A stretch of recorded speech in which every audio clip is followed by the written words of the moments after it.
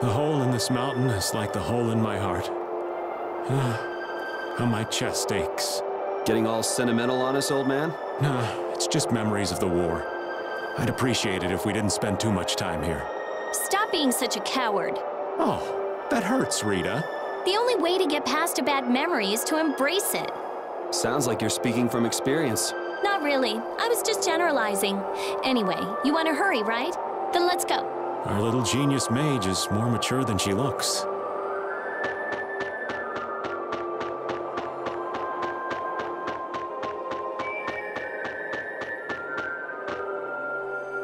What's happening? Baul is trying to evolve as an entelexeia. It looks like he's suffering. Baul, come on! No! I want to heal your wounds, but there's nothing I can do. My power is poison to you, isn't it? Healing wounds isn't your power, Estelle. What do you mean? Don't you remember Bellius's words? Power corrupts, but you are different. Never lose that kindness, the compassion you so readily show to others. My compassion for others. Your thoughts are reaching Baul. I'm sure of it. All we can do now is hope for the best.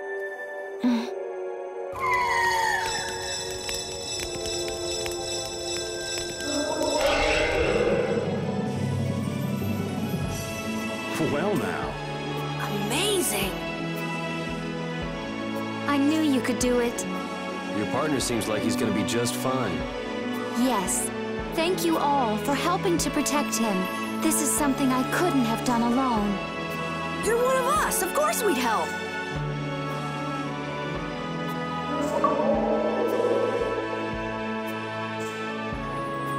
Didn't I tell you? You got through to him. You make it through to Pharaoh as well. Will you be going to meet him? That's up to Estelle to decide. I'll go. It's been the purpose of my journey, after all. Are you sure? What if you end up getting killed? Even still, I've got to stand firm on this. It won't be too long before the hunting blades send reinforcements. How about a change in scenery before they show up and spoil the party? There's only one path down from here, though. We're bound to run into them. Get on. We'll fly as far as the Vesperia. We can finish talking once we arrive.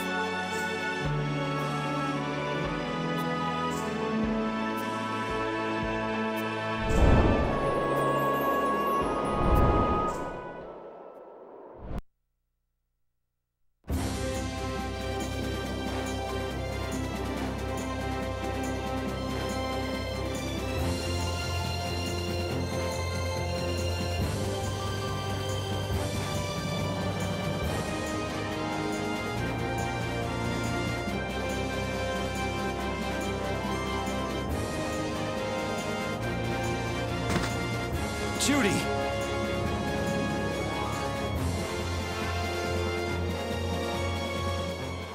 She's sleeping. She must be exhausted. Yeah, I mean, she just keeled over. Wasn't expecting that. I bet she watched over Baul the entire time he was evolving. She probably didn't get much sleep. She probably had no idea when the hunting blades would attack either. She was putting up a brave front, but she must have been near the end of her rope. She's just dumb. She doesn't know how to express what she's feeling. We can finish talking with her tomorrow. We should let her sleep now. In fact, I wouldn't mind a little shut-eye myself.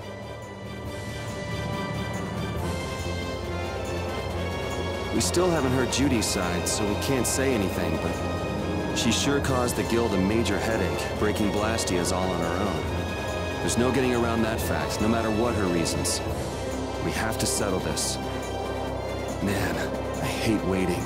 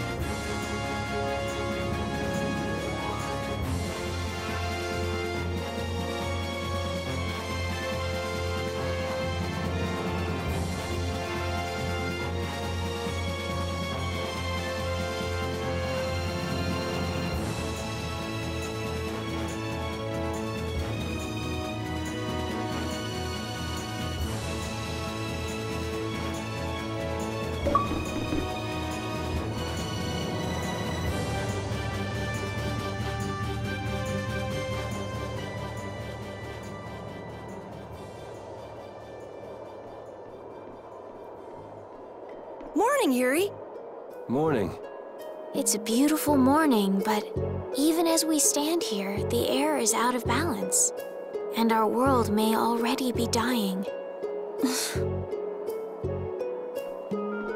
That's right. Well, look who's feeling better. In the past, these slight fluctuations of the air have not negatively affected our world. There have always been beings who maintain the balance by sensing changes in the airflow, beings like Pharaoh and Baul, the entelexeia. So the entelexeia were responsible for keeping the air balanced. For ages, the entelexeia have regulated the air, but the recent increase has been greater than they could control. Which is being caused by the Hermes Blastia. And which is also why you were going around taking down as many of them as you could. Yes, that was my mission. The path I walk with Baul, to whom I owe my life. The path you walk. Now some would even hunt the entelexeia for apatheia. This has made the mission of the entelexeia even more difficult. Why is everybody so crazy about these apatheia anyway? I'm afraid I don't have an answer. The air an entelexeia absorbs becomes condensed within its body over time. When its life is at an end, that condensed air forms a crystal, an apatheia. That's all I know. I imagine Pharaoh could shed more light on the subject, though. So apatheia are crystals of concentrated air. If that's true and the energy could be extracted from the apatheia, it would be a source of overwhelming power, I'm sure. Could we really do that? I don't know. I bet somebody wants to use these things for the wrong reasons. Why didn't you just tell us all this from the beginning? Seriously, we could have avoided all this trouble if you just talked to us. Am I wrong? Even if you had known, there are things not even you could have prevented. What do you mean? I showed up at Heliord because Baul had sensed a disturbance in the air. Where there was a disturbance, there was sure to be a Hermes Blastia. But what I found there was not a Blastia, it was a person. That had never happened before. So it wasn't like you were looking for Estelle in particular back at Heliord. Yet for some reason, Baul perceived Estelle as a disturbance in the air. I had to find out why. For the sake of the path I've chosen. It was at that time that Pharaoh first appeared. He seemed to have some idea who Estelle was. My mission was to destroy all the Hermes Blastia. However, Estelle was obviously not a Blastia. I needed to make absolutely certain. I made a deal with Pharaoh, and he agreed to grant me some time. You mean... If it became apparent that her existence posed too great a threat, then I would kill her. You what? Settle down. Obviously, Judith reached a different conclusion. All right, I get it. Velius said you possess a heart of compassion. If you can communicate that to Pharaoh somehow, you may learn what you should do. Hey, there's no real reason for you to fight Pharaoh anymore, right? I mean, we know the Hermes Blastia are what's causing the problem and everything. If we just make sure the apatheia don't fall into the wrong hands... I still want to meet Pharaoh. I want to hear what he has to tell me. But... Please try to understand. I have to know more about myself and take responsibility for who I am. All right. Sorry, Yuri. I don't think we can decide what to do about Judith right away. I promise not to leave again until things have been settled, as you said. I need to accept that responsibility myself. Let's go and find Pharaoh. We'll finally be getting around to one of the first things we set out to do. We can work out the rest once this is finished. There is a rocky crag in the center of the sands of Kogor. That is where Pharaoh lives. Baul can take us there. Okay, let's go. This meeting's been a long time coming. I can communicate with Baul, but there are still a few things you should know. Like what? Baul can only land on the ground in wide, open spaces, so you won't be able to dismount on steep mountain ranges or in narrow canyons. Can't he land on water? Water's no good either. Really? He looks like he'd be a good swimmer. Yeah, he'd sink like a rock. Huh, who knew?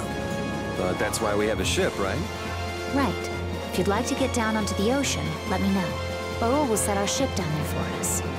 Okay, but what should we do when we want to fly again? Use Baul's horn to call him to you. Bowels. That's all there is to it? Every entelexeia has a special region in its brain that can be used for communication with a special power Cryptians possess. Huh. So we can get a hold of him by using that. Right.